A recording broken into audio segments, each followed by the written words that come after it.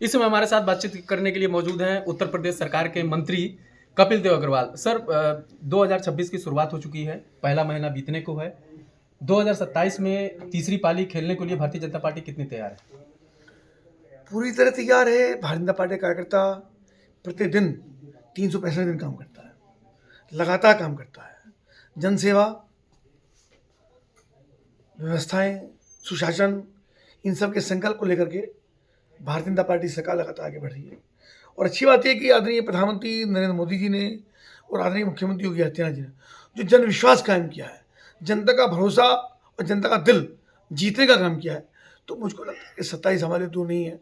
और हमको पूरा भरोसा है कि भारतीय जनता पार्टी को 2027 में भी इस प्रदेश की जनता आशीर्वाद देगी। सर, जिस तरीके से एक धर्मांतरण का मामला सामने आया केजीएमसी से, उसको लेकर के तमाम तरह की जो है नई नई चर्चाएं रोज निकल रही हैं, तो आपको क्या लगता है कि लखनऊ में इस तरीके का मामला लंबे समय से चल रहा था, तो इस पे एसटीएफ भी अब जांच कर रही है, इस पे क्या कहेंगे? देखिए, बहुत ही चिंताजनक विषय है कि जब पढ़े लिखे लोग, शिक्षित समाज के लोग इस घटियापन में लगेंगे, धर्मांतरण में लगेंगे, तो फिर समाज का लगातार पतन होगा, वैमनस्यता समाज के अंदर बढ़ेगी। और निश्चित रूप से उसके लिए एसआईटी जांच, और जांच में जो दोषी पाए जाएंगे उन सब पर कार्रवाई।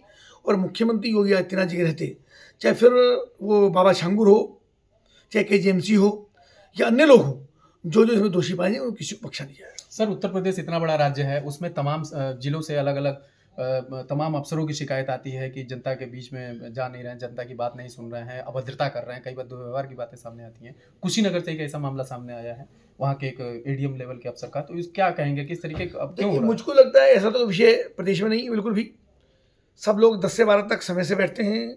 आधे मुख्यमंत्री का निर्देश है कि सभी अधिकारियों को अपने कार्यालय में बैठना है।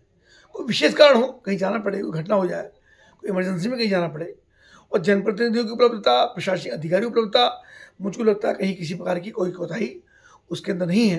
और इक्का दुक्का कोई घटना होती है तो प्रदेश बहुत बड़ा है, और कोई अधिकारी जनता के साथ ऐसा व्यवहार करता है या उपलब्धता में कमी होती है, तो मुझको लगता है उसको अपने व्यवहार में सुधार करना चाहिए। कांग्रेस के बड़े नेता हैं राहुल गांधी, उन्होंने कहा है कि भाजपा देश की जनता को भूखा मारने पर उतारू है, क्या कहेंगे?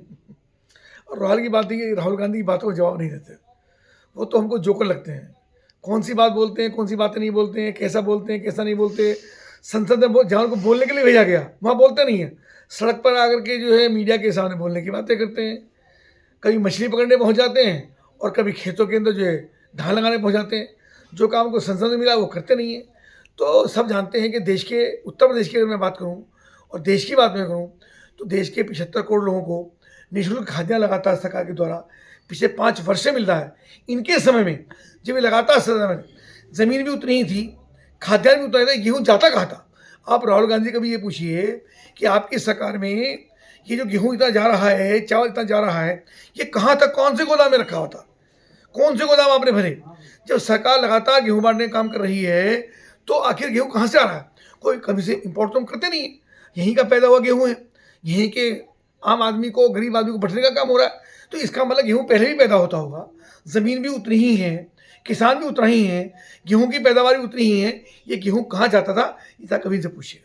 ये तो हमारे साथ वरिष्ठ मंत्री उत्तर प्रदेश सरकार में कपिल देव अग्रवाल, जिनका कहना है कि भारतीय जनता पार्टी 365 दिन जनता के बीच में रहती है और तीसरी बार 2027 में सरकार बनाने जा रहे हैं। लखनऊ से डायनामाइट न्यूज के लिए जयप्रकाश पाठक।